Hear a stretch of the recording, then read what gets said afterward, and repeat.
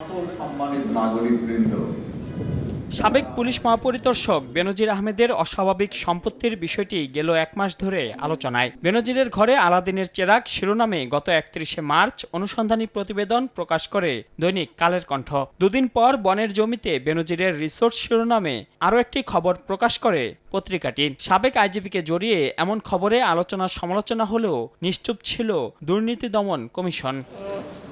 বেনজিরের বিরুদ্ধে ওঠা অভিযোগের তদন্ত চেয়ে রোববার দুদককে চিঠি দেয় সংসদ সদস্য ব্যারিস্টার সৈয়দ সাইদুল হক সুমন। সাবেক আইজিপি ও তার পরিবারের দুর্নীতির অনুসন্ধান চেয়ে সোমবার সকালে উচ্চ আদালতে রিটও করেন এক আইনজীবী।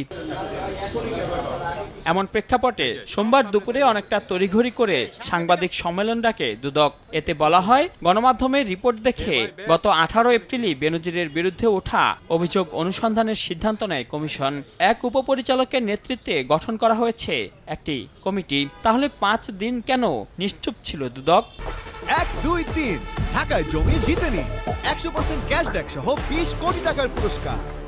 ঈদুল ফিতরের একটি ছুটি ছিল এবং আমাদের মাননীয় দুজন কমিশনার দেশের বাইরে ছিলেন। তখন আমাদের নিয়মিত কমিশন সভায় যখন 3 জন সদস্য মিলে কমিশনের সিদ্ধান্ত গ্রহণ করা হয়, সেই সিদ্ধান্ত গ্রহণ করা হয়েছে 18 এপ্রিল এবং আমাদের গতকালকেই 21শে এপ্রিলে আমাদের কমিটি গঠন করা হয়েছে। সকালবেলায় চিঠি ইস্যু করা হয়ে গেছে। দুদক সচিব জানান, গণমাধ্যমের রিপোর্টের উপর ভিত্তি করে চলবে অনুসন্ধান। এরপর প্রয়োজনে বেনজিরের বিরুদ্ধে নেওয়া হবে আইনি ব্যবস্থা। ইলেকট্রনিক এবং প্রিন্ট মিডিয়ায় যে সকল তথ্যাদি প্রকাশিত হয়েছে সেগুলি বিবেচনায় নিয়ে আমাদের অনুসন্ধান কার্যক্রম পরিচালনা করার জন্য কমিশন সভায় সিদ্ধান্ত গৃহীত হয়েছে।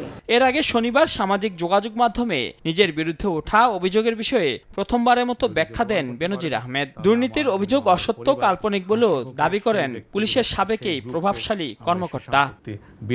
মাইনুল আহসান, সময় সংবাদ, ঢাকা।